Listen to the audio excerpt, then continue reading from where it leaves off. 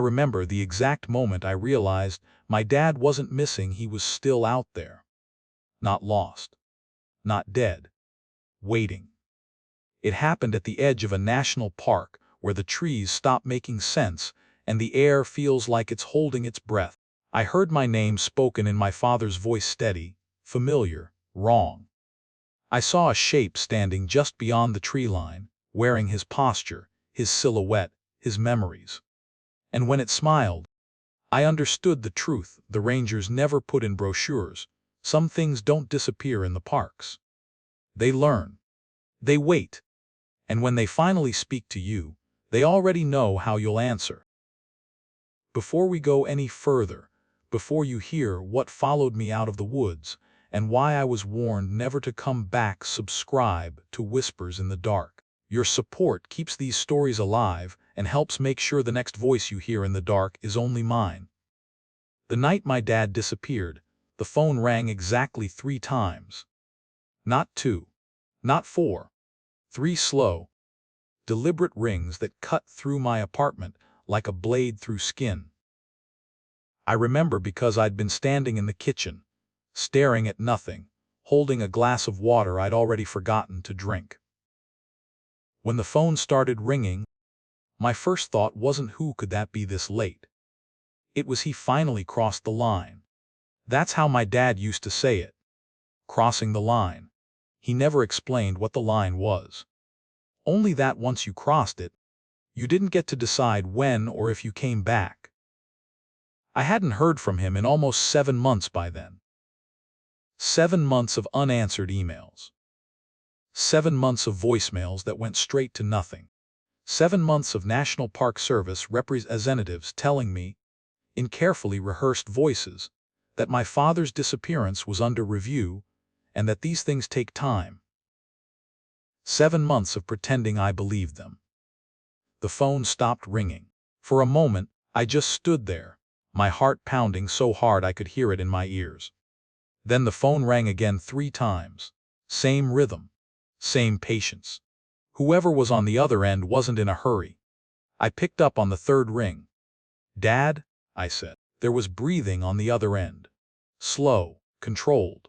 Like someone who had learned how to stay calm in places where panic got you killed.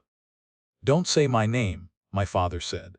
His voice sounded wrong, not distorted, not slurred. Just off, like a recording that had been played too many times and lost some of its original warmth. Still, it was his voice. I would have known it anywhere. I'd grown up hearing it in tents, ranger cabins, emergency radios crackling at 2 in the morning. "You're alive," I said. A pause. "That's not the right question," he replied. I felt something cold settle in my stomach. "Where are you?" Another pause, longer this time. I could hear wind in the background, not city wind, not highway noise. This was the sound of trees moving against each other, branches rubbing, leaves whispering. The sound of a place that didn't care if you were listening. "I shouldn't have called," he said finally, "but I needed you to hear this while you still can." "Dad, what are you talking about?" "The Park Service said. Don't listen to them." His voice sharpened, urgency cutting through the calm. "They don't lie exactly. They just leave things out. It's easier that way. For everyone."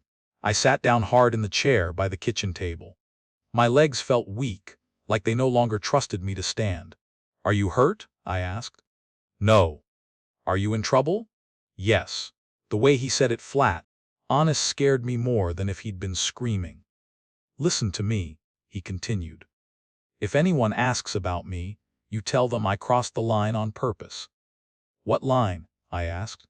He didn't answer right away. When he spoke again, his voice dropped, almost to a whisper. "If you ever hear my voice again after tonight," he said, "you do not answer.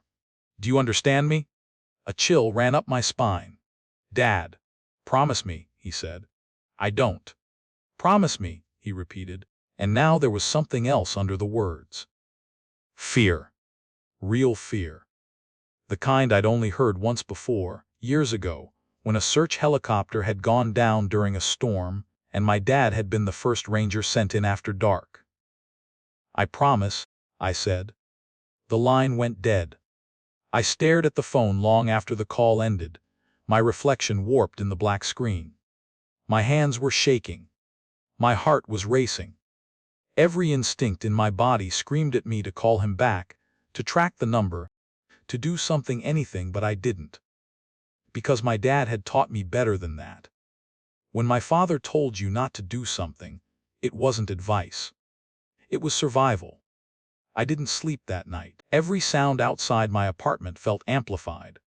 The hum of traffic, the distant siren, the wind rattling the loose vent on the building across the street. At one point, just before dawn, I thought I heard someone say my name from the hallway. I sat up in bed, holding my breath, waiting for it to come again. It didn't. By morning, I told myself the call had been a stress-induced hallucination. Grief does strange things to the mind. That's what the therapists say.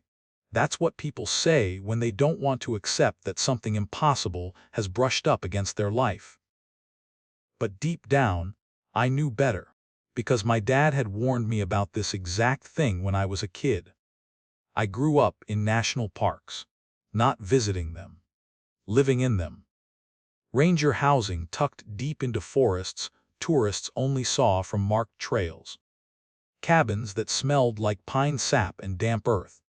Nights so quiet you could hear your own blood moving if you paid attention. Other kids had bedtime stories. I had rules. Rule number 1, if you hear someone calling your name from the woods, no matter how familiar the voice sounds, you do not answer. Rule number 2, never step off the trail, even if you can see something you want just a few feet away. Rule number 3, animals that act like people are not animals anymore. When I asked him why, he'd just smile, ruffle my hair and say, because the parks are older than us. And not everything in them forgot how to be hungry. I used to think he was trying to scare me. Now I understand he was trying to prepare me. As I got older, I noticed the things he didn't say. The way he'd lock the doors at night, even though we were miles from the nearest road. The way he'd turn off the radio suddenly, listening, his whole body going still. The maps he kept hidden in a metal case under his bed, covered in hand-drawn lines and symbols that didn't match any official boundaries. Once, when I was about 12, I asked him what those lines meant. He looked at me for a long time before answering. Those are the places where people thought the rules didn't apply to them, he said, and paid for it. As an adult, I tried to put all that behind me. I moved to the city, got an office job, told people my dad was a park ranger, and left it at that. I let myself believe that whatever had shaped my childhood belonged to the past, until the night he called. 2 days later, a man from the National Park Service showed up at my door. He was polite, professional. He wore the uniform like armor. "I'm here about your father," he said. "I didn't invite him in. We received a report that you were contacted recently," he continued. "We just want to make sure everything is clear." "Clear about what?" I asked. He smiled, but it didn't reach his eyes. "That your father is missing, presumed lost during a routine patrol in Great Smoky Mountains National Park." Lost. Such a small word for something so final. "I spoke to him," I said. The man's smile faltered for just a fraction of a second. "Enough. That's not possible," he replied carefully. "Your father was last seen entering a restricted area alone. There's no record of him exiting." "Then maybe your records are wrong," I said. His gaze sharpened. "If you hear from him again," he said slowly, "you should notify us immediately." I thought of my dad's voice, low and urgent, telling me not to answer, not to say his name. "No," I said. "I don't think I will." The ranger studied me, then nodded once. "If you change your mind," he said, turning to leave, "stay out of the parks." The door closed behind him with a soft, final click. That was the moment I stopped pretending this was an accident. My dad didn't get lost. He went missing in the only way someone like him ever could, by stepping somewhere he knew he wasn't supposed to, because someone had to. Because the line doesn't hold itself. And because once you cross it, the parks don't let you go. That's my opinion. My belief. And after everything I've seen since that night, I stand by it. People like to think fear comes from the unknown. I disagree. True fear comes from realizing the world you trusted has always been lying by omission. That the rules you thought were there to protect you were actually there to protect everything else from what we keep locked away. My dad understood that. Now, whether I like it or not, so do I. Before my dad vanished, before the phone call and the rehearsed lies and the word missing became a permanent scar on my life, there was something else. Something quieter. Something far more important than any official report or ranger briefing. There were the warnings. They didn't come all at once. My father never sat me down and explained the truth in a single, clean confession. That would have been too kind, too merciful. Instead, he let the rules seep into my life slowly, the way cold does when you've been outside too long, so gradual. You don't realize how numb you've become until it's already dangerous. I was raised inside the parks, but I was never allowed to forget that I didn't belong to them. That may sound strange to people who think of national parks as postcard landscapes, safe, curated wilderness with guardrails and visitor centers, and smiling rangers handing out trail maps. But that version of the parks is a lie we tell ourselves, because the truth is harder to live with. My opinion, formed over a lifetime of watching my father's eyes darken, whenever the forest grew too quiet, is this: the parks are not friendly places. They are controlled places, and control only exists where something dangerous is being contained. The first rule I ever learned came before I could even read. I must have been 4 or 5. I remember because I still slept with the light on, and the world was divided into simple shapes: good and bad, loud and quiet, safe and unsafe. We were living in ranger housing tucked far from the public areas, a small cabin surrounded by trees so thick they swallowed sound. At night, the darkness pressed up against the windows like a living thing. One evening, while my dad was outside checking something on the radio tower, I heard someone say my name. Not shout, not whisper. Just say it. Calm. Familiar. I stepped toward the door. My dad was there instantly, his hand clamping down on my shoulder so hard it hurt. I remember looking up at him, surprised more than scared, and seeing an expression on his face I didn't yet have words for. Terror disciplined by experience. "Did you hear that?" I asked. "Yes," he said. "Was that you?" "No." "Then who?" He knelt in front of me and gripped my shoulders, forcing me to look directly into his eyes. "You listen to me," he said quietly. "If you ever hear someone call your name when you can't see them, you do not answer. Ever. I don't care who it sounds like. I don't care if it sounds like me." "Why?" I asked. "Because some things don't need permission to come closer," he said. "They only need acknowledgement." I didn't understand then. But I nodded, because children always nod when adults speak with that kind of certainty. Because some instincts are inherited. That was the night I stopped believing voices were always attached to people. As I grew older, the rules multiplied. Never leave the trail, even if you're sure you know where you're going. Especially then. Never follow footprints that suddenly appear where there were none before. Never trust an animal that doesn't behave like an animal. And above all, if the woods go silent, turn around. That last one was my dad's favorite. He said it so often it became a joke between us. Whenever we were hiking and the birds stopped singing, he'd freeze dramatically and say, "Well, Looks like the parks had enough of us today. We'd laugh, turn back, and head home. But the laughter never reached his eyes. When I was a teenager, I finally asked him why he was so afraid. We were sitting on the back steps of the cabin, watching the sun sink behind the trees. The forest was alive with sound crickets, distant wind, the low rustle of something moving far off. My dad had a beer in his hand, untouched, sweating in the evening heat. "Dad," I said, "have you ever been wrong?" He looked at me, surprised.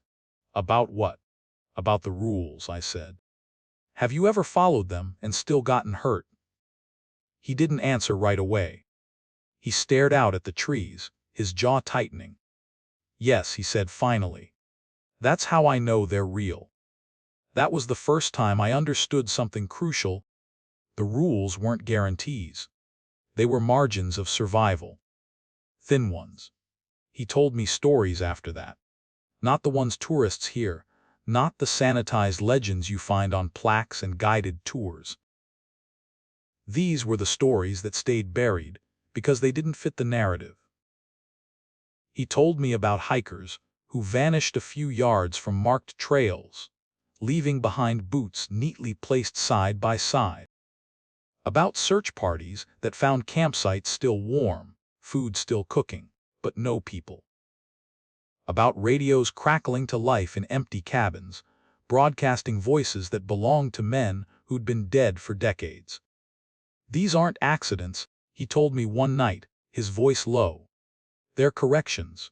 I asked him what he meant. "The park doesn't like imbalance," he said.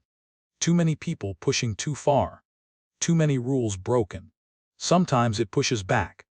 Here's my opinion, and I don't care how irrational it sounds. Fear is not the enemy. Complacency is. Fear keeps you alive. Fear makes you listen." My dad feared the parks because he respected them. And because he knew exactly what happened to people who didn't. When I left home for college, I thought distance would make the rules fade. I thought I could become someone else, someone normal. Someone who didn't flinch at the sound of wind in the trees, or feel watched in open spaces. I was wrong. The warnings followed me. I'd be walking home at night and hear footsteps match mine, only to stop when I stopped. I'd hear my name spoken softly in crowded places and turn to find no one looking at me. Once, on a hiking trip with friends, I stepped off the trail for just a moment to take a photo, to prove to myself I wasn't still that scared kid, and felt a hand brush my ankle from beneath the leaves. I yanked my foot back and laughed it off. But my heart pounded for hours. My dad noticed the change when I came home that summer. "You're hearing it now, aren't you?" he asked. "Hearing what?" I lied. "The parks," he said. "They know who you are." I didn't ask him how he knew. Some truths don't need explaining.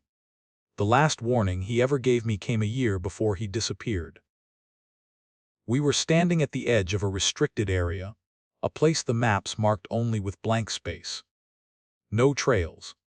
No signs. Just forest, older and darker than the rest. My dad stood there longer than usual, staring into the trees like he was reading something written just for him. "Promise me something," he said. "What?" I asked. "If I ever tell you to stay away," he said, "you stay away. Even if it doesn't make sense. Even if you think you're the exception." "And if you don't come back?" I asked, half joking, half afraid. He looked at me then, really looked at me. "Then I didn't get lost," he said. "I chose." That's the part no one understands. That the people who vanish in the parks aren't always victims. Sometimes they're volunteers. Sometimes they're the last line holding something in place. That's my belief. And I'll defend it to my last breath. Because after my dad disappeared, after the warnings stopped being hypothetical and started being personal, I realized something else he'd never said out loud. The parks don't just test boundaries. They remember who respects them and who doesn't. And once they recognize you, they don't forget. That's why the rangers told me to stay away. Not because I was in danger, but because I was already part of the system that keeps the danger where it belongs. And that realization, that the warnings weren't meant to save me, but to prepare me, is what truly scares me. More than any voice in the woods ever could. I drove into Great Smoky Mountains National Park under a sky that looked bruised. That's the first thing I noticed: the color. Not gray, not stormy, not dramatic in the way people expect wilderness to be. The sky was bruised, like something had been struck repeatedly and never given time to heal. The clouds hung low and uneven, stretched thin in places, thick and swollen in others, as if the air itself was injured. I took that as a warning. I ignored it anyway. This was where my dad had last checked in. Not officially, of course. Officially, he was lost during a routine patrol. Officially, he vanished somewhere between two timestamps on a log sheet and became a problem to be processed. But this park, these mountains, this was where his voice on the phone had sounded closest to the wind. This was where the silence behind his words had come from. If there was an answer, it was here. The entrance sign welcomed me like nothing was wrong. That's what still gets to me. The casual cruelty of it. The way the park presented itself, the same way it always had: clean signage, smiling families unloading SUVs, rangers in pressed uniforms nodding politely as cars passed through. Everything looked safe, managed, under control. I think that's what people misunderstand most about fear. They expect it to announce itself. They expect warning sirens, shadows stretching unnaturally, music swelling in the background. Real fear doesn't do that. Real fear smiles at you and hands you a map. The ranger at the booth glanced at my ID longer than necessary. "You here for hiking?" she asked. "Something like that," I replied. Her eyes flicked to the passenger seat, where my dad's old field notebook rested. I hadn't realized it was visible. I hadn't realized I was gripping the steering wheel hard enough for my knuckles to ache. "You planning to stay late?" she asked. I hesitated. "I'll be back before dark." She studied my face, then nodded slowly. "Sun sets early back in the hollows," she said. Best not to linger. It wasn't what she said. It was what she didn't. She didn't say be careful. She didn't say watch for wildlife. She didn't say enjoy your visit. I drove on with the uneasy feeling that I'd just passed some invisible test. The deeper I went, the quieter everything became. Not the peaceful quiet people write poems about. This was the kind of quiet that felt intentional, as if sound itself had been instructed to stay back. The trees crowded close to the road, tall and old and bent in ways that suggested they'd grown around something rather than toward the sun. I parked at a nearly empty trailhead. My dad's last patrol area was marked on an internal map I'd found buried in an old email attachment, coordinates that didn't line up neatly with any public trail. That alone should have stopped me. It didn't. Grief has a way of convincing you that rules are optional, especially the ones meant to keep you alive.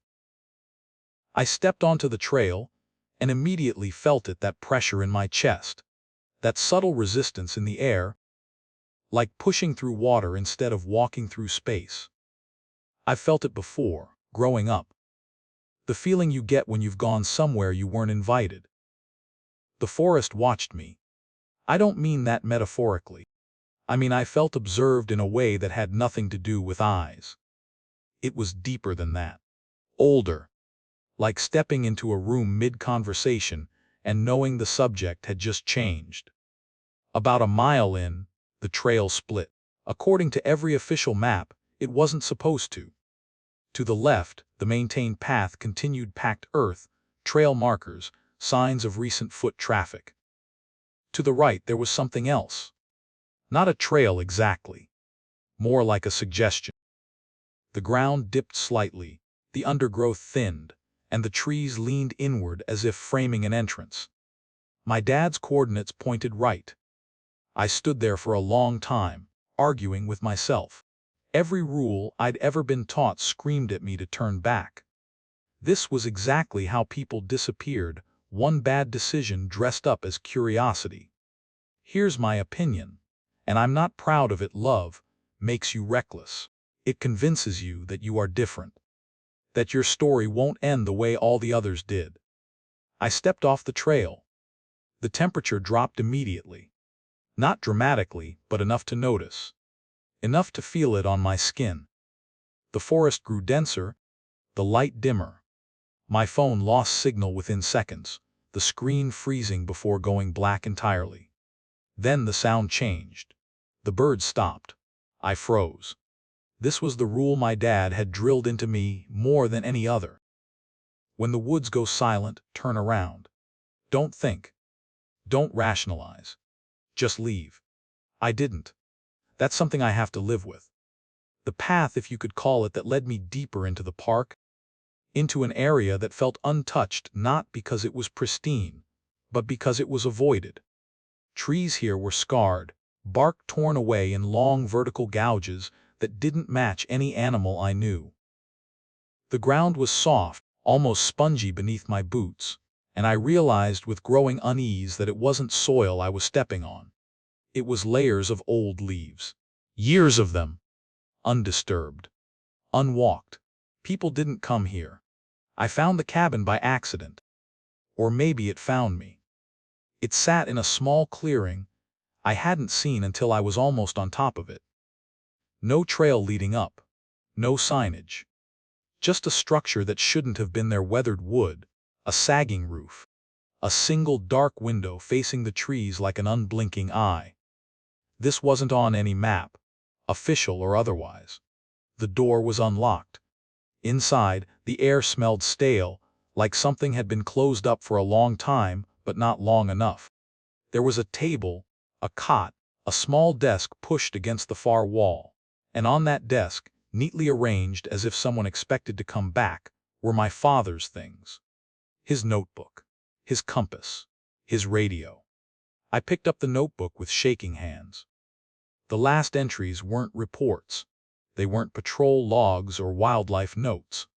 They were observations written in a tight, controlled script I recognized from the times he was scared, but refusing to admit it. They mimic patterns first. Sound, movement, routine. They don't cross boundaries, not without permission. Rangers aren't guards. We're anchors. The last page chilled me to the bone. If you're reading this and I'm not here, it means I stayed too long. The park remembers me now. A sound came from outside. Footsteps. Slow. Deliberate.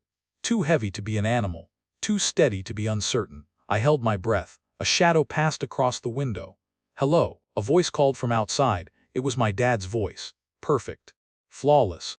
Every inflection right. The cadence, the warmth, the familiarity that had shaped my entire life. I didn't answer. The footsteps circled the cabin. Once. Twice. I could hear breathing now, just on the other side of the wall. Close enough that I could imagine the shape of a mouth forming my name. You shouldn't be here, the voice said gently. I wanted to scream. I wanted to run. I wanted to throw the door open and demand answers. Instead, I remembered the promise I'd made. The breathing stopped. For a long moment, nothing happened. Then something heavy struck the side of the cabin once, hard enough to rattle the walls. Dust fell from the ceiling. The desk shuddered. The voice changed. Not much. Just enough. If you won't come out, it said, we'll wait. That's when I understood something terrible and fundamental about the parks. They don't chase you. They don't rush. They endure. I left the cabin through the back window and ran until my lungs burned and my legs gave out, not stopping until the maintained trail reappeared beneath my feet like a lifeline. The sounds of the forest returned all at once: birds, insects, wind so sudden and loud it felt artificial. I didn't look back. By the time I reached the parking lot, it was nearly dark. The ranger from the entrance booth was waiting for me. "You went off trail," she said. It wasn't a question. "You found something you weren't supposed to," she continued. I nodded. Her expression didn't change. "Some places in the park aren't lost," she said quietly. "They're assigned." "To who?" I asked. She met my eyes. "To people who understand the cost." As I drove away from Great Smoky Mountains National Park that night, one thought repeated itself over and over, louder than fear, louder than reason. My dad hadn't disappeared here. He had stayed, and the park had accepted him. That realization, more than the voice, more than the cabin, more than the thing that wore his sound like a borrowed coat, was what truly hollowed me out. Because if the parks could take him, they could take anyone, and they were patient enough to wait. After I left the mountains, I thought the worst part was over. That's the lie people tell themselves when they survive something they don't understand. Survival creates arrogance. It whispers, "You made it out. You're fine now." I believed it for exactly 3 days. 3 days of restless sleep. 3 days of replaying the sound of my father's voice against the cabin wall. 3 days of convincing myself that fear belonged to that place and not to me anymore. Then the voices followed me. Not immediately. They were patient. That's something I've learned the hard way. Whatever lives in the parks does not rush. It doesn't need to. Time works differently for things that don't measure their lives in decades. The first voice came from my phone. I was sitting on my couch late at night, the TV on but muted, scrolling aimlessly through messages I had no intention of answering. The city outside my window hummed with distant traffic, the comforting noise of human life layered on top of itself. I remember thinking how relieved I was to be somewhere loud, somewhere the silence couldn't sneak up on me. My phone lit up. No caller ID. Just a waveform icon, like a voicemail that hadn't decided what it was yet. I didn't touch it. Then it played anyway. "Hey," my dad said. Soft. Casual. The way he used to speak when he didn't want to worry me. "Your voicemail's full. Call me when you get this." My blood turned to ice. There was no distortion. No static. No obvious sign that this wasn't real. If I hadn't already stood inches from something that wore his voice like skin, I might have believed it. That's what makes it so dangerous. These things don't announce themselves as monsters. They present themselves as solutions. I deleted the message without listening again. Then I powered the phone off completely and sat there in the dark, my heart pounding, my mind screaming at me to run, even though there was nowhere to go. Here's my opinion, and it's not comforting. Whatever imitates us does so because it has studied us carefully. It doesn't guess. It remembers. The next voice came in person. I was walking home from work just after sunset, taking the long route through a public greenway I'd always considered harmless. Trees lined the path, but they were trimmed, controlled, polite. Joggers passed me, couples walked dogs, the city still visible through gaps in the branches. This wasn't a national park. This was supposed to be safe. That's when I heard my name. Not shouted, not whispered. Spoken clearly from behind me. I stopped walking. Every rule my father had drilled into me screamed in my head. Don't answer. Don't turn around. Keep moving. But rules are easy to follow when fear is abstract. When fear becomes personal, when it wears the voice you grew up trusting, it gets harder. "Hey," the voice said again. "You dropped something." I knew that voice. It wasn't my dad's this time. It was mine. Same tone. Same inflection. Even the slight hesitation before the second word, the way I always spoke when I wasn't sure how someone would react. I started walking again, faster now, my breath shallow and tight in my chest. Footsteps matched mine. I broke into a jog. So did they. I didn't look back. I didn't speak. I didn't acknowledge it in any way I could control. That's the thing people don't realize. Acknowledgement isn't just answering out loud. It's engagement, curiosity, recognition. The moment you give them your attention, you've already lost something. The footsteps stopped when I reached the street. I stood under a streetlight, shaking, watching my own shadow stretch and distort on the pavement. For a long time, nothing happened. Cars passed. A bus hissed to a stop nearby. Normal life reasserted itself. I laughed then. A short, broken sound. Relief mixed with hysteria. That was my second mistake. Because laughter is a response. And they are always listening. After that, the voices multiplied. Sometimes they came from walls my neighbor's apartment, thin as paper, carrying a conversation that included my childhood nickname, one only my family used. Sometimes they came from passing strangers, people who brushed by me on the sidewalk and murmured my name like a shared secret. Once, in a crowded coffee shop, I heard my mother's voice say, "There you are." My mother has been dead for 12 years. I didn't turn around. I left my coffee untouched on the counter and walked straight out, my hands numb, my vision narrowing. The barista called after me, annoyed, but her voice didn't sound right either. It lingered too long on the vowels, stretched just enough to feel rehearsed. This is where I need to be clear about something, because people misunderstand this part the most. These voices are not random. They don't pick words at random or wear voices at random. They choose what will hurt you the least at first. They start with familiarity, with comfort, with the illusion of safety. They escalate only when subtlety fails.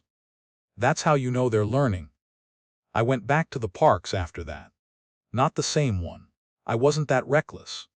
But I needed confirmation.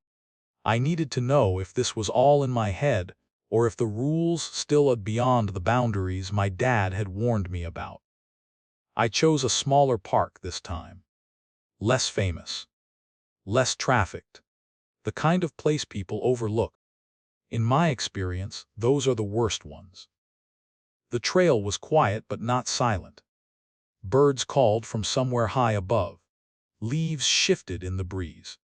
Everything felt almost normal, which should have terrified me more than it did. About half a mile in, I heard crying. A child's voice, thin and trembling, calling out for help. I stopped. This was new. I scanned the trees, my pulse roaring in my ears. "Hello," the voice called. "I can't find my dad." Every instinct I had as a human being screamed at me to respond. To help. To do something. That's what these things exploit, not cruelty, but kindness.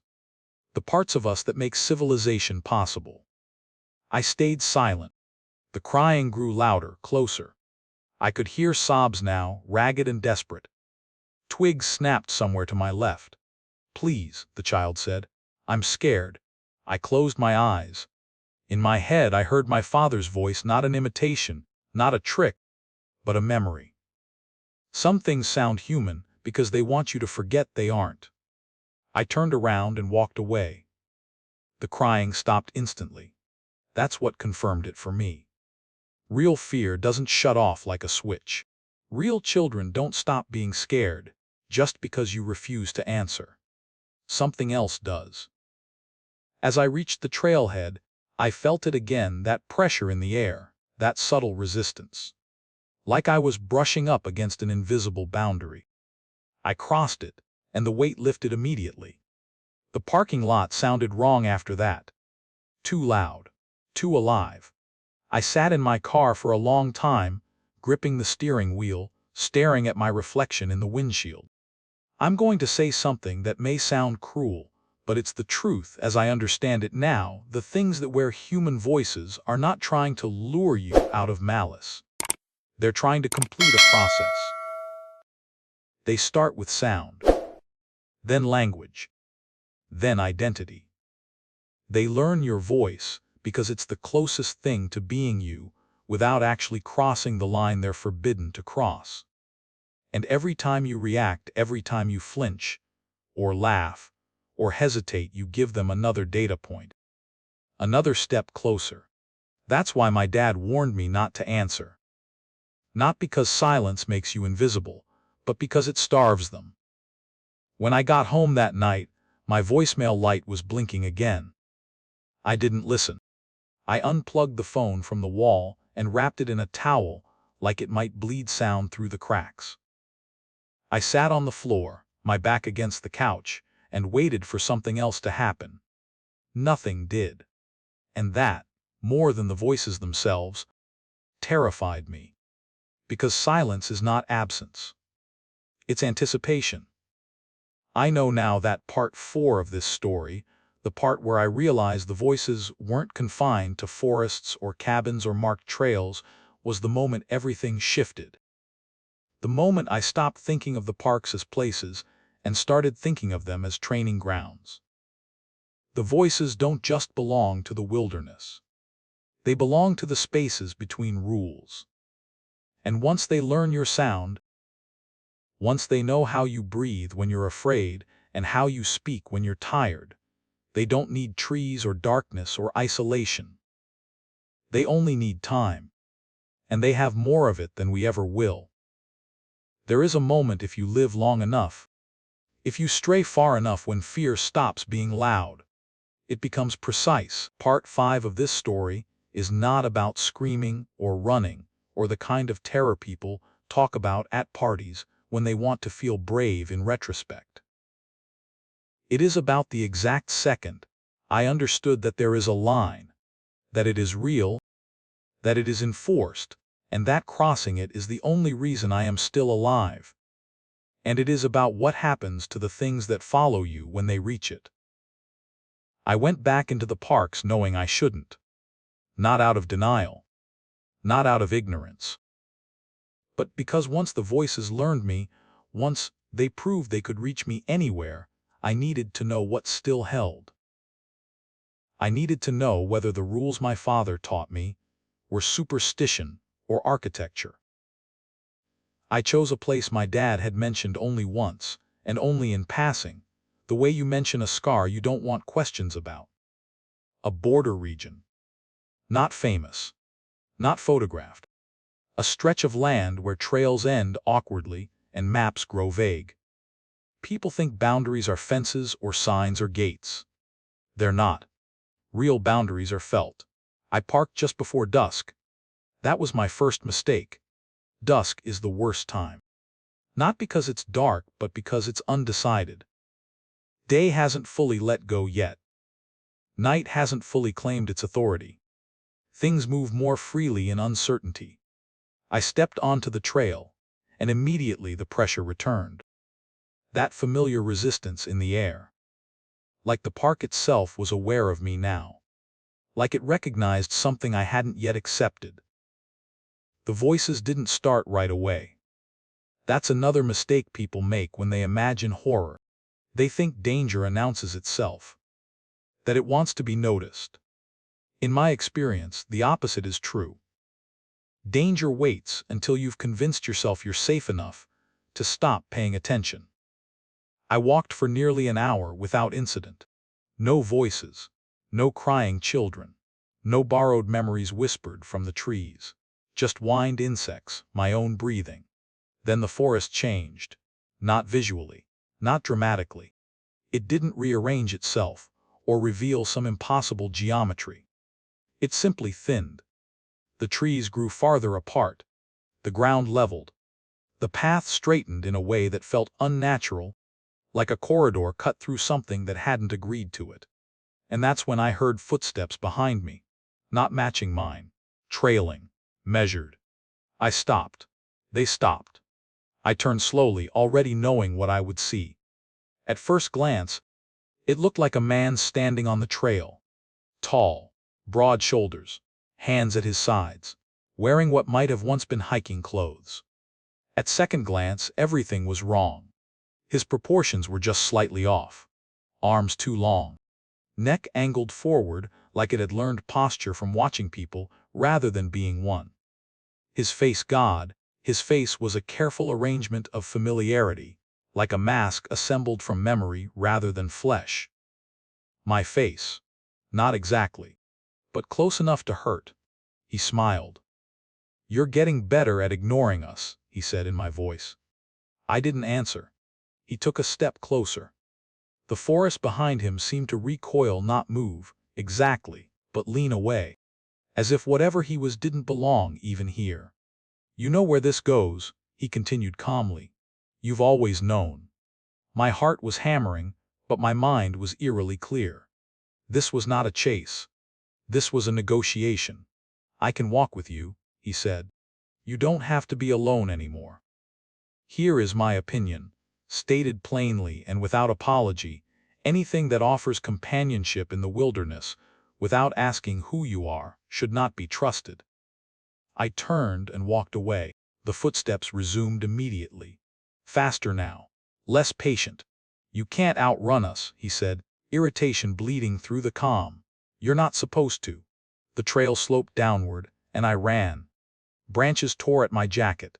Rocks slipped under my boots. My lungs burned. Behind me, the sound of pursuit grew heavier, more distorted, no longer trying to sound human, no longer caring. I saw it then. Not a fence. Not a sign. A shift. The air ahead of me looked different. Thinner. Sharper. Like heat distortion, but cold. Like the world had been folded and stitched together poorly at that exact point. The line. I crossed it without slowing. The sound behind me stopped so abruptly it nearly knocked me off my feet. I skidded to a halt and turned around. The thing wearing my face stood just a few feet away, close enough that I could see the seams now, the subtle misalignments, the way its eyes reflected light wrong. Its mouth was still twisted into a smile, but its body was rigid. Frozen.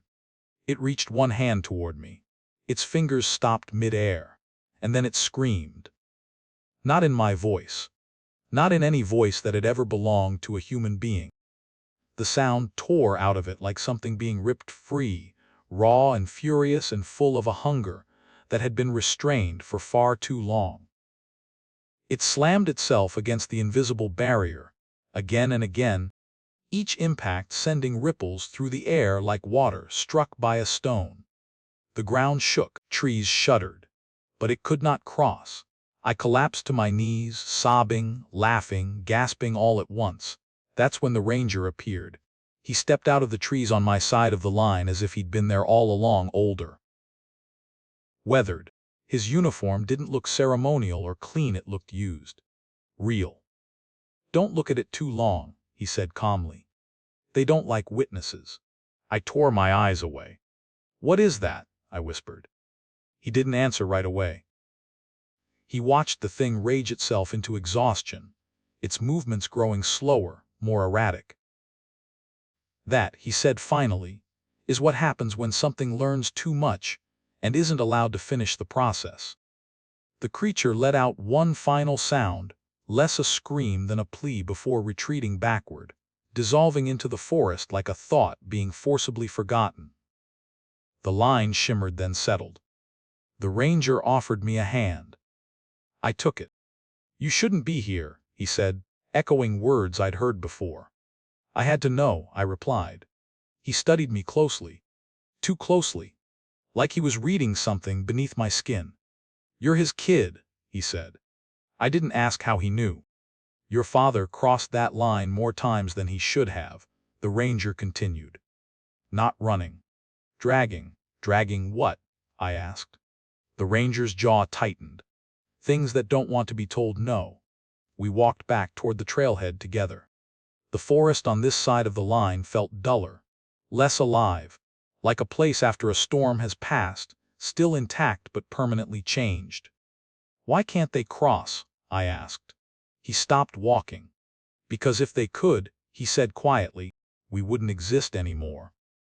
That's when he told me the truth my dad had only ever hinted at. Rangers are not guides. Not really. They are not there to protect tourists from wildlife. They are there to protect boundaries, to enforce laws that predate governments, to maintain agreements that no one alive remembers signing, to make sure the things inside the parks stay inside and that the things outside never learn how close they are. The parks aren't cages, the ranger said. They're pressure valves. And my dad, I asked. The ranger met my eyes. Your dad was very good at his job. The implication hung heavy between us. As we reached the parking lot, he stopped me one last time. If you ever hear them again, he said, remember this moment. Remember that they stop at the line. And if they don't, I asked. His expression darkened. Then it means someone moved it, he said. And that's when everything breaks. I drove home in silence, my hands still shaking on the wheel. That night, I dreamed of borders, of lines drawn in blood and bone and memory, of my father standing just beyond one, holding something back with everything he had left. And when I woke up, the first thing I checked was my phone. No messages, no missed calls, just silence. And for the first time since this began, silence felt like mercy. Because now I knew the truth. They can follow you anywhere. They can learn your voice, your face, your thoughts. But there is a line they cannot cross.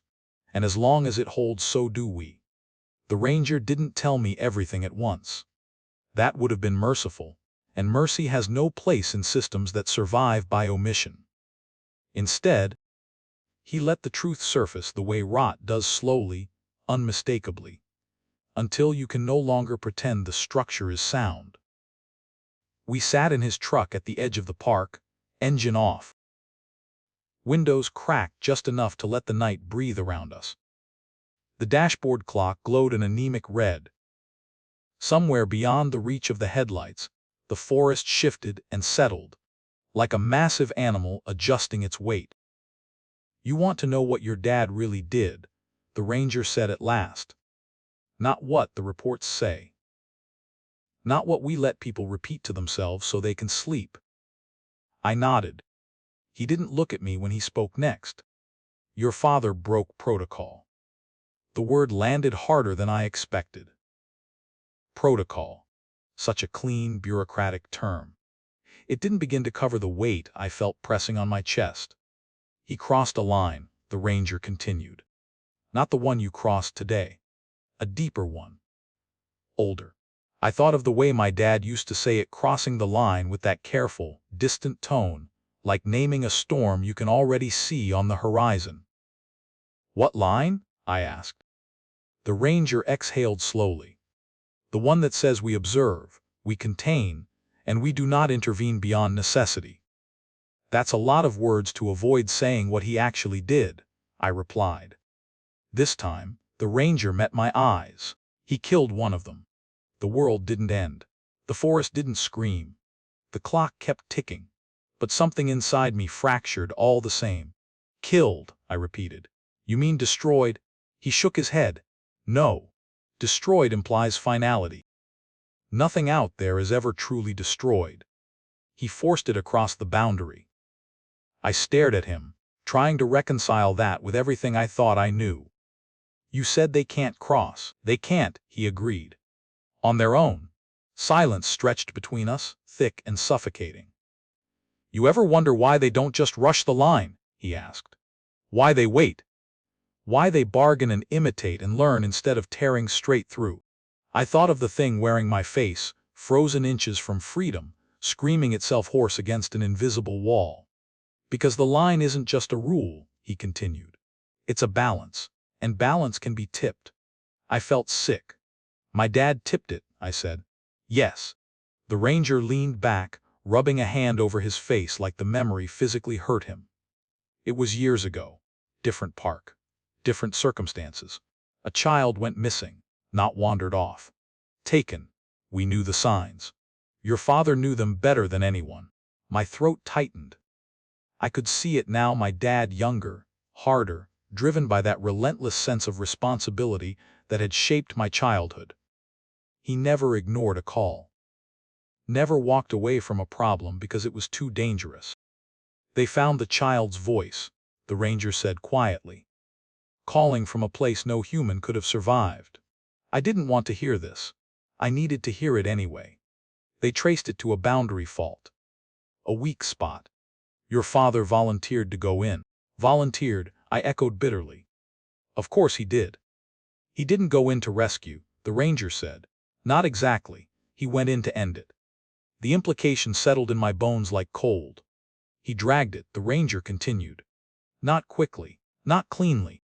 He pulled it, screaming, clawing, wearing the child's voice the entire time, across the line and into a space where it could not exist.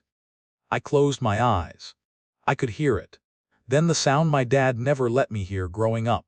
The kind of sound that doesn't fade. The kind that teaches you what responsibility actually costs. When it crossed, the ranger said it didn't die. It unraveled. The shape couldn't hold. The voice fractured.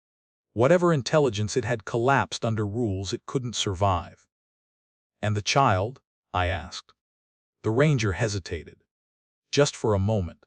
There was no child left to save. That was when I understood something I'd never allowed myself to think before. My father didn't disappear because he failed. He disappeared because he succeeded. Why didn't you stop him? I asked. The ranger's mouth twisted into something that might have been a smile, if smiles could carry guilt. Because none of us could. And because part of us believed someone like your dad was necessary. Necessary. That word again. Clean. Bloodless. You let him do it, I said. We let him carry it, the ranger corrected. There's a difference. I stood up abruptly, the motion sharp and sudden. So this is it. He breaks your rules, fixes your problem, and you just erase him. The ranger followed me out of the truck, his movements slower, heavier. We didn't erase him, he said. The system did. What system? I demanded. He gestured vaguely toward the trees. Toward the dark. Toward everything that had shaped my life without ever asking permission. The one that keeps count, he said. The one that remembers debts. Here is my opinion, and I won't soften it. Any system that survives by sacrificing its best people and calling it balance is not neutral. It is predatory.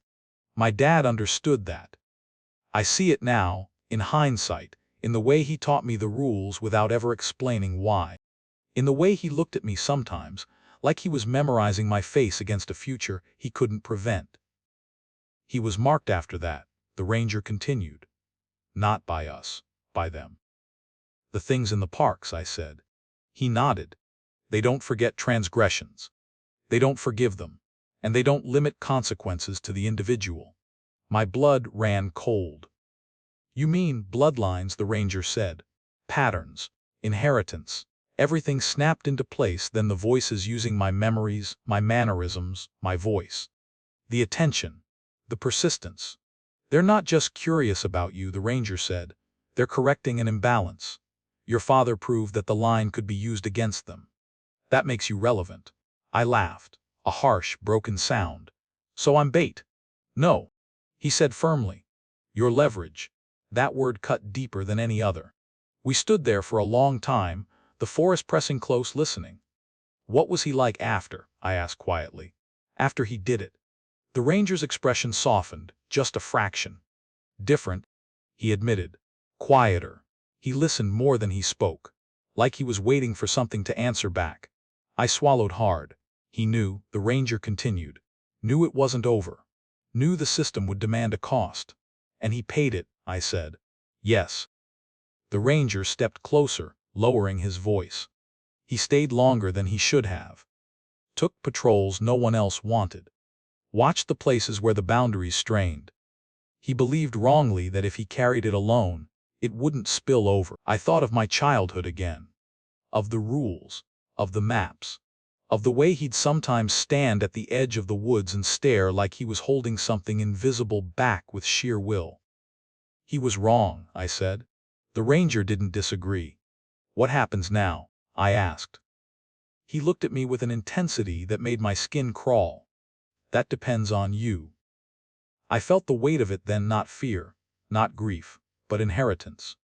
A responsibility I had never agreed to, passed down like a disease no one had a cure for. If I walk away, I said slowly, if I never come back, what happens? The ranger hesitated. The system adapts. It always does. But adaptations have side effects. And if I stay? I asked. He met my eyes. Then the line holds a little longer. That's the truth no one wants to admit. The world doesn't run on justice. It runs on maintenance. On people willing or forced to stand in the places where rules blur and hold the shape of reality together with their own lives.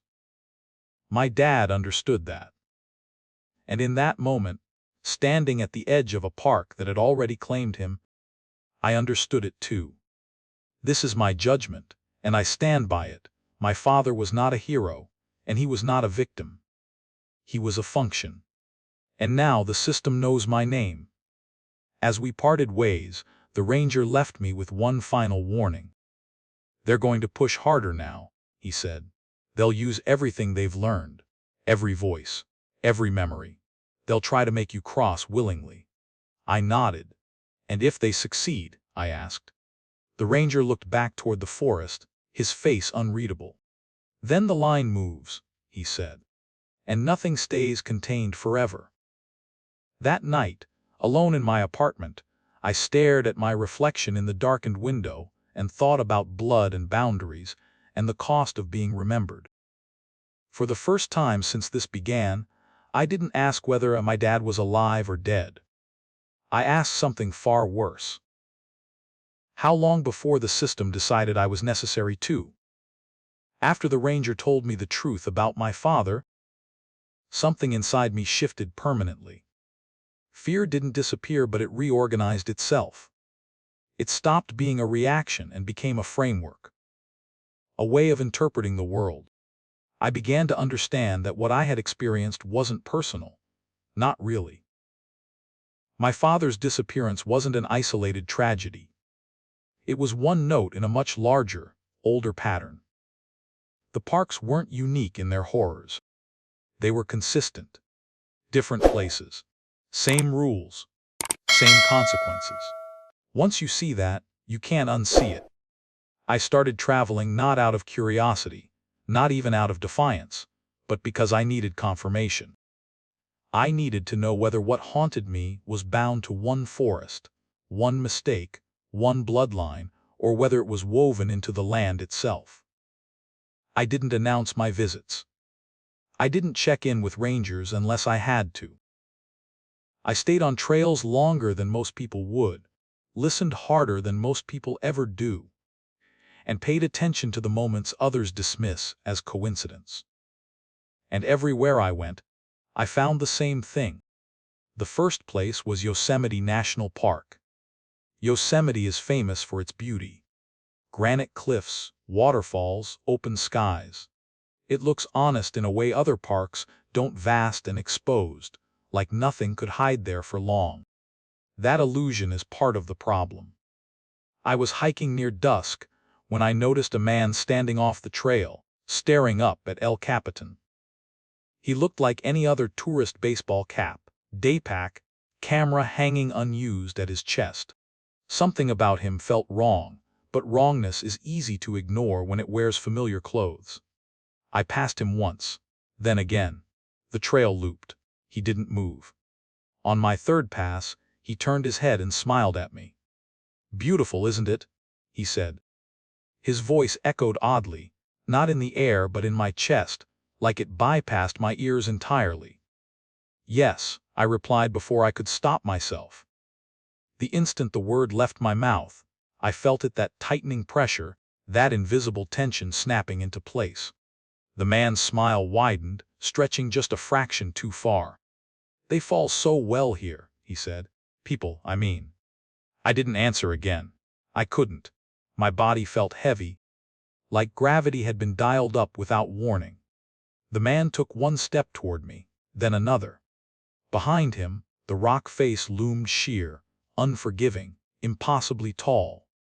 "You know," he continued conversationally, "most of them jump before they realize they're not alone." I backed away, heart pounding, until my heel struck the trail marker. The moment I touched it, the pressure vanished. The air loosened. Sound rushed back. The man stopped mid-step. His face twisted not into anger, but into something like confusion, as if he'd reached the end of a script he didn't fully understand.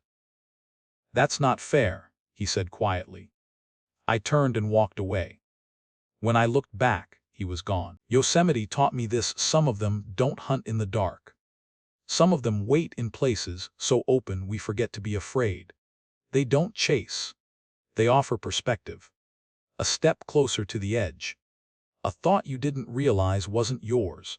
Different face. Same rule. The next place was Everglades National Park. If Yosemite is vertical, the Everglades are horizontal, flat, sprawling, deceptive. Water everywhere. Sound everywhere. Nothing to block your view, and nowhere to hide. I was there less than a day before I heard the screaming. It came from the water, somewhere beyond the sawgrass. A woman's voice, hoarse and panicked, begging for help. Calling out directions that made no sense. "I can see the road," she cried. "I just need someone to pull me out." I didn't move. Boats idled nearby. Other visitors froze, looking around, unsure. One man stepped forward instinctively, already dialing his phone. I grabbed his arm. "Don't," I said. He shook me off. "Someone's drowning." "No," I said. "Someone's learning." The water shifted. Not splashed. Shifted. Like a massive body adjusting just beneath the surface. The screaming stopped mid-word, cut cleanly, as if switched off. The man stared at me, face pale. What the hell was that? I didn't answer. Later, I spoke to a local ranger who didn't bother pretending ignorance. He told me people had been pulled into the water by things that sounded human until they reached for them. They don't like dry land, he said. But they love boundaries, shorelines, roads, places where one thing becomes another. The Everglades taught me this: not all of them want to wear your face. Some want your reflexes, your instincts, the moment you decide to help without thinking. Different shape. Same hunger. The last place I visited nearly broke me. Denali National Park. Denali doesn't feel like the other parks. It doesn't pretend to welcome you. It doesn't soften itself for visitors. It stands there massive and indifferent, daring you to misunderstand your place. I was part of a small guided group necessary in that terrain. The cold was relentless, the kind that strips thought down to essentials. We moved carefully, spoke little.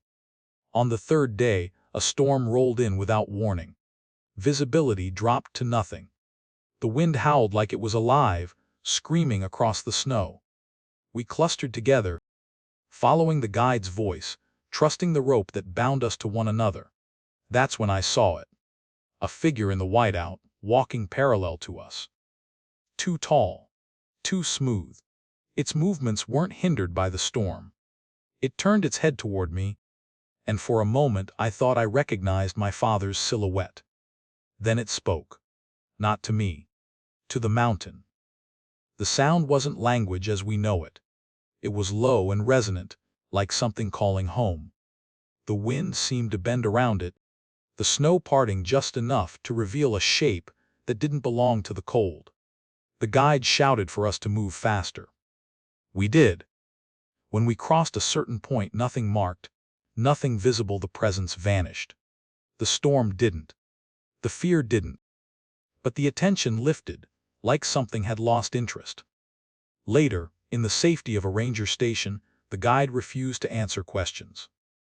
"Denali doesn't tolerate mistakes," he said finally, "or witnesses. Denali taught me this: some of them don't bother with imitation. They don't need to.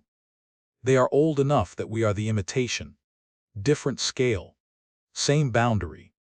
By the time I returned home, I was exhausted in a way sleep couldn't touch. I had seen enough. Different parks. Different monsters. Different methods. Same rules. Same lines. Same system. Here is my conclusion, and I will defend it against anyone who wants to reduce these stories to folklore or coincidence. The national parks are not isolated containment zones. They are a network. A distributed system designed to hold things that cannot coexist with us, but also cannot be destroyed. Each park adapts to its environment.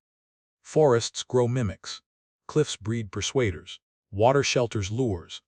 Ice preserves things too old to name, but the purpose is the same everywhere. Containment. Balance. Delay. My father wasn't special because he vanished. He was special because he understood the pattern before most people ever do. And now I understand it too. The terror isn't that monsters exist. The terror is that we have learned to live alongside them by pretending they are local problems, regional legends, isolated incidents, unfortunate accidents. They're not. They are part of the landscape. And landscapes don't go away. They wait. I used to think the worst thing the parks could do was take someone from you. I was wrong. The worst thing they can do is give them back piecemeal, out of order, just enough to rot your sense of reality from the inside. It started subtly, the way all effective poisons do. I'd catch my reflection in a window and feel a moment of vertigo, a split second where I was certain someone else was looking back. Not different enough to alarm me. Just delayed. Like my reflection was deciding whether to mimic me or not. At night, I'd hear footsteps in my apartment, slow, deliberate pacing in the hallway outside my bedroom door. I live alone. I always have. When I checked, there was never anyone there. But the carpet would be warm, like someone had just passed through. Then, I started seeing my dad. Not the dramatic kind of seeing. Not full apparitions or obvious hallucinations. That would have been easier to dismiss. This was worse. I'd glimpse him in reflective surfaces, the dark screen of my turned-off television, the metal door of an elevator, the window of a passing car. Always just for a moment. Always at an angle. He never faced me directly. At first, I told myself it was grief. Trauma. My mind stitching together familiar shapes to fill the absence. That's what rational people do. They pathologize their fear until it fits into something treatable. But grief doesn't wave back. The first time it happened, I was brushing my teeth. I glanced up, and there he was, standing behind me in the mirror. Older than I remembered. Thinner. His ranger jacket hung off him like it no longer quite belonged. He didn't speak. He just lifted one hand slightly, palm open, the way he used to when he wanted me to stay calm. I spun around. The bathroom was empty. I stood there for a long time, toothpaste dribbling down my chin, my heart hammering like it wanted out of my chest. When I looked back at the mirror, my reflection was normal again. Shaken. Pale. Alone. I didn't sleep that night. From then on, he appeared more often. In the reflection of a bus window as it pulled away from a stop. In the glass of my office building late at night when everyone else had gone home. Once, impossibly, in the surface of my phone screen just before it rang. That call nearly broke me. I was sitting on my couch, lights off, the city humming faintly outside. My phone buzzed on the table. I didn't look at the screen right away. I didn't need to. I knew. When I finally picked it up, there was no caller ID. Just like before. I answered without speaking. "Hey," my dad said. I closed my eyes. His voice was perfect. Not the careful imitation I'd heard before. Not the hollow echo the others used. This was him, tired. Familiar, edged with concern. "You look like hell," he said gently. Tears burned behind my eyes. "You're not real," I whispered. A pause. The sound of breathing. "That's a hell of a thing to say to your own father," he replied. Here's the part I'm not proud of. I wanted him to be real so badly that it hurt physically. I wanted the rules to be wrong just this once. I wanted the system to fail in a way that benefited me. "Where are you?" I asked. Another pause. Longer this time. "I'm close," he said. "Closer than I've ever been." Cold spread through my limbs. "You shouldn't have come looking," he continued. "They see you now." My hands shook. "Who sees me?" "The ones that learned how to wait," he said. the ones I kept busy. I stood up, pacing. If you're really my dad, then tell me something only you'd know. He didn't hesitate. You cried the first time you heard an elk bugle. You said it sounded like the mountain was dying. My breath caught. That memory wasn't written down anywhere. I'd never told anyone else. Does that convince you? He asked softly. It almost did. Almost. Because my real father, the man who raised me on rules and restraint and survival, would never have answered that quickly. He would have paused, measured the risk, considered who else might be listening. You never answer without thinking, I said. Silence.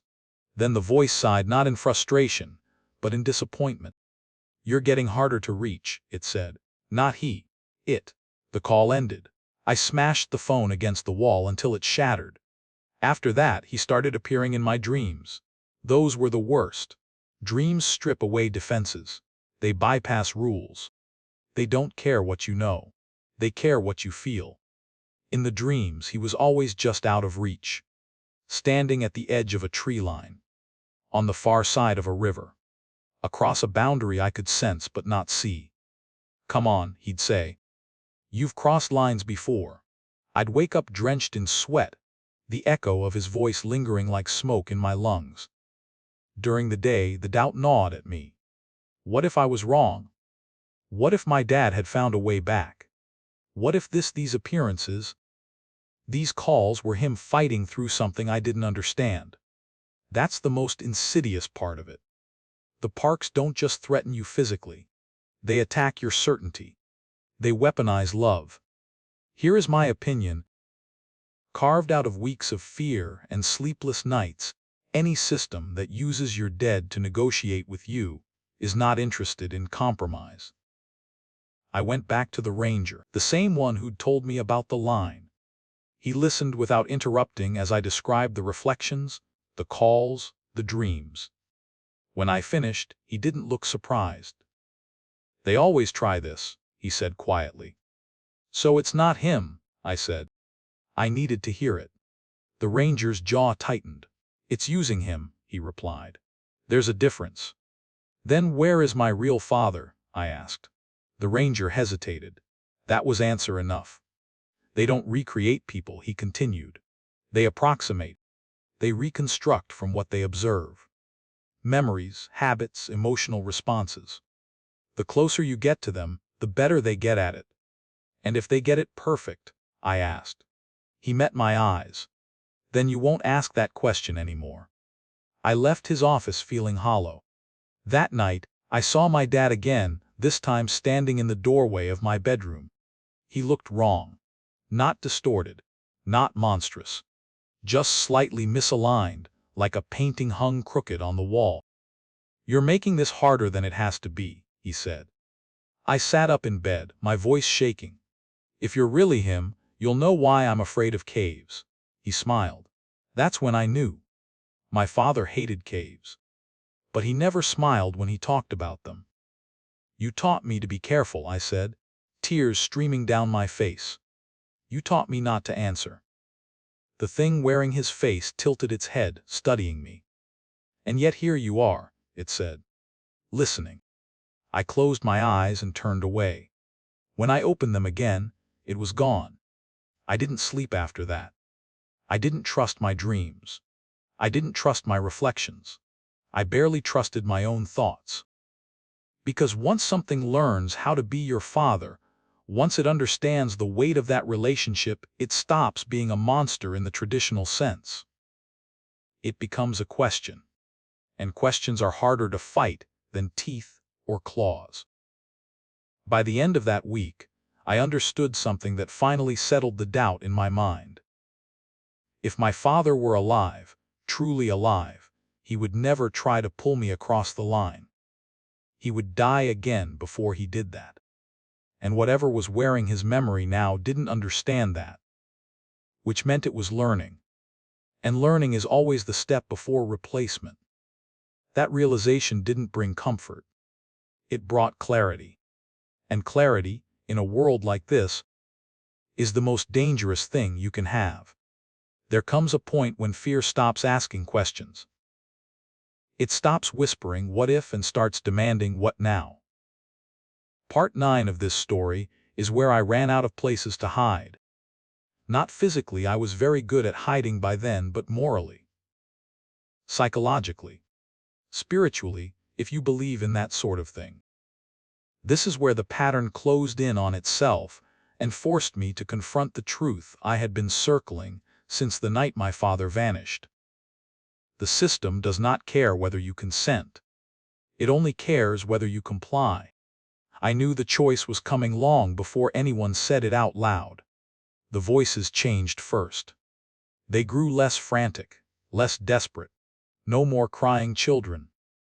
No more crude imitations or rushed bargains. What replaced them was patience, calm, confidence. They stopped asking me to cross the line. They started assuming I would. I'd hear my father's voice, not pleading, not warning, but explaining, as if we were colleagues discussing a problem with an obvious solution. "You see it now," he'd say, from the corner of a room or the far end of a dream. "You know how it works. Why pretend otherwise?" And the terrifying part, the part I'm ashamed to admit, is that part of me agreed. Not because I wanted to join them. Not because I wanted power or answers or reunion. But because I understood the math. The brutal, utilitarian arithmetic that governs systems older than morality. One person holds the line. Thousands never know they were at risk. My father had made that calculation. Now it was being handed to me like an inheritance no one asked for. The ranger came to see me again. Not at his office. Not near a park. He met me in a place, deliberately unremarkable, a diner off a highway that went nowhere important. Fluorescent lights. Vinyl booths. The smell of burnt coffee and old grease. A place where nothing supernatural would ever bother to hide.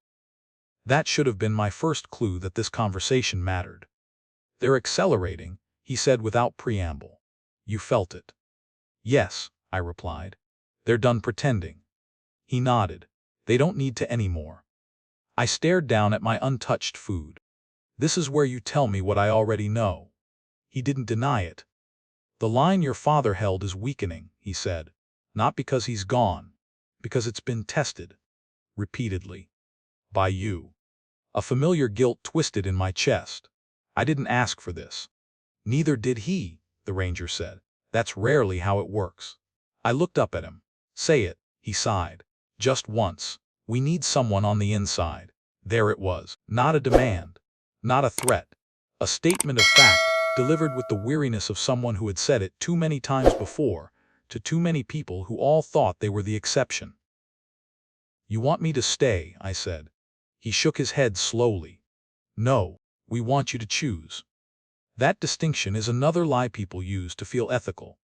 "What happens if I don't?" I asked. The ranger folded his hands on the table. "Then the system compensates.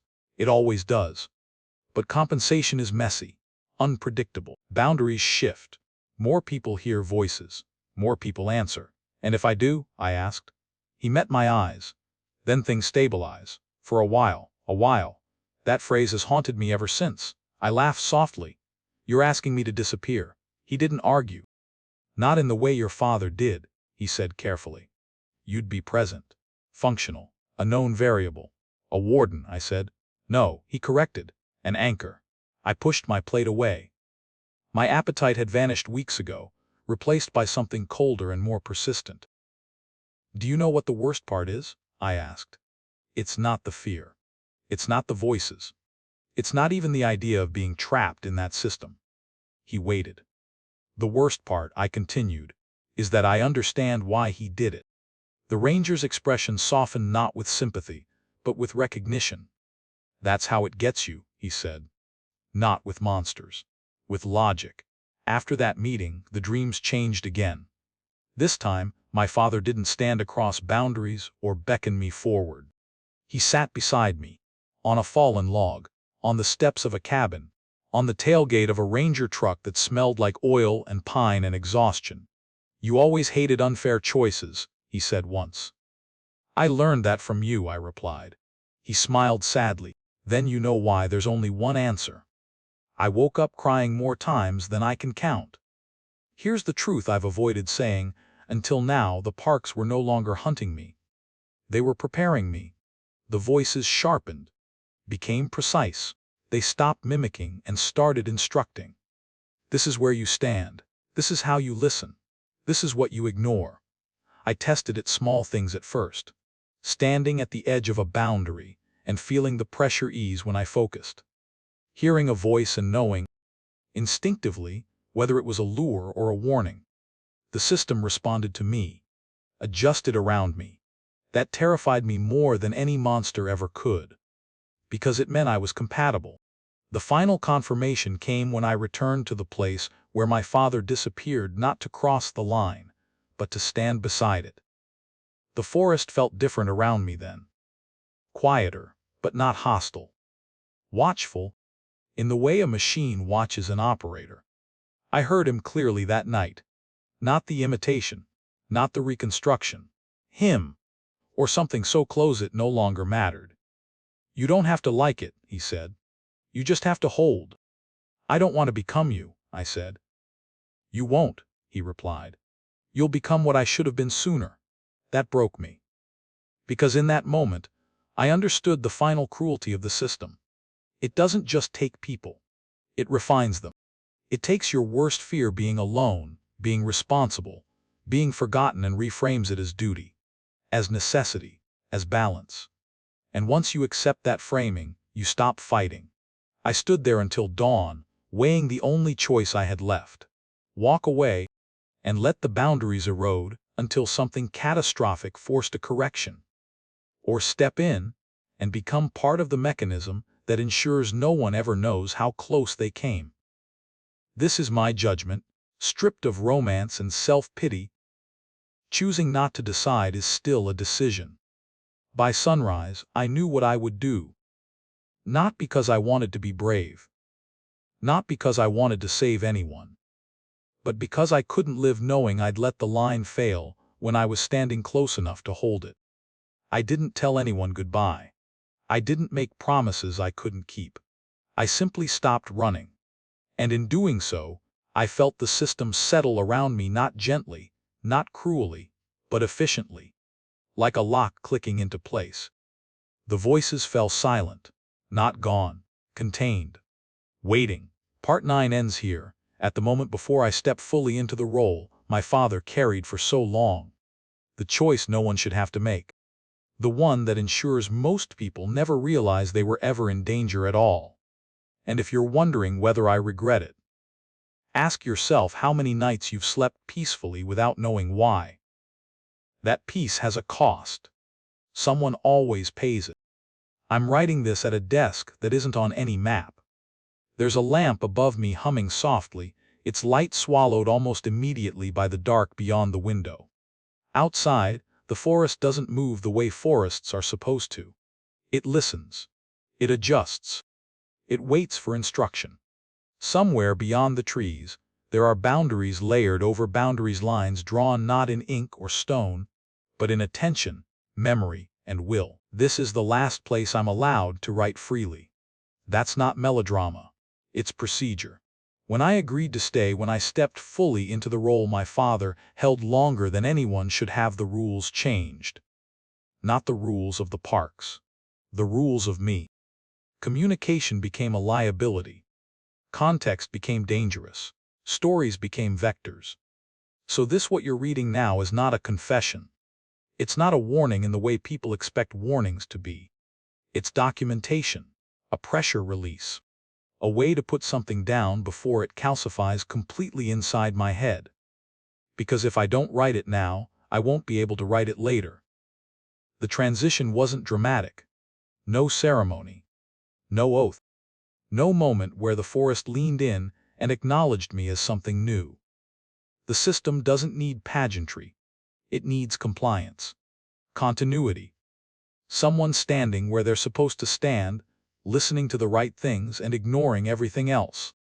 The first night I stayed, I slept better than I had in months. That terrified me. Silence settled in like a blanket, not the tense, anticipatory silence I'd learned to fear, but something heavier and more complete. The voices didn't probe. The edges didn't test themselves. Whatever pressure had been building eased, like a hand relaxing after gripping too hard for too long. That's when I understood the final cruelty of it. The system rewards you for obedience. I wake up before dawn now. Not because I have to, but because the forest does. There's a rhythm to this place that has nothing to do with human schedules. Certain thresholds weaken at certain times. Certain presences drift closer to the line when the light changes. I don't patrol in the way people imagine. I don't walk trails with a rifle or check radios for distress calls. My job, my function is subtler than that. I listen. I stand at points where the pressure builds and hold my attention there until it dissipates. I feel for vibrations that don't belong, for patterns that repeat too cleanly, for voices that try too hard. When something presses against the boundary, I don't confront it. I don't threaten it. I don't bargain. I deny it recognition. That's the secret no one puts in training manuals. Most of what's out there doesn't need to be fought. It needs to be starved. Of curiosity. Of acknowledgement. Of the human reflex to respond. My father knew that. I feel him sometimes not as a presence, not as a voice, but as an absence with shape. A space the system remembers being filled. When I stand in the right places, the pressure aligns in a way that feels familiar. Like stepping into footprints that haven't faded yet. I don't know if he's alive. I don't know if that question even makes sense anymore. The system doesn't deal in binaries. It deals in utility. People think the ending of stories like this is disappearance. A final vanishing act. A name added to a list of unexplained losses. That's another lie we tell ourselves to keep the world manageable. I haven't disappeared. I've been redistributed. There are still moments, rare, dangerous moments, when I'm allowed to remember who I was before all this. When the weight lifts just enough for grief to slip back in. Those are the moments I miss him most. Not as a guardian. Not as a function. As my dad. I think about the way he used to correct my posture on hikes, tapping my shoulder blades and telling me to look up, to really see where I was. About the way he never let me whistle at night. About the maps he never shared and the rules he never explained fully. I forgive him now. Not because he deserves absolution, but because I finally understand the corner he was standing in. Here is my opinion, and it's the most honest thing I can offer you. There are worse fates than dying, and better ones than surviving. The system thrives in that gray space, where people live just enough to keep something else from breaking through. If you're listening to this, if these words have reached you at all, it means I've been given a window. A small one. Enough to put this out into the world before the rules close again. So listen carefully. Do not romanticize the wilderness. Do not assume silence means safety. Do not trust voices that know your name without knowing your face. If you find yourself in a national park and something feels off, not scary, not threatening, just wrong, leave. Don't investigate. Don't document. Don't prove anything to yourself. And if, one day, you hear a voice calling to you from the trees that sounds exactly like someone you love, do not answer. That's not paranoia. That's survival. As for me, I'll stay where I am. I'll stand at the line and do what needs to be done, because someone always has to. Because the alternative isn't freedom, it's erosion. And erosion never stops with just one boundary. The parks will keep smiling for visitors. Rangers will keep handing out maps. Families will keep taking photos at overlooks, unaware of how much attention is being paid to the fact that they're allowed to be there at all. That's the balance. That's the cost. This is the last time I'm allowed to speak like this. After this, my voice won't belong to me in the same way anymore. So if you hear it again, if you think you recognize it, somewhere it shouldn't be, remember what I've told you. And please, don't come looking. Some lines only hold if no one asks too many questions about what's on the other side.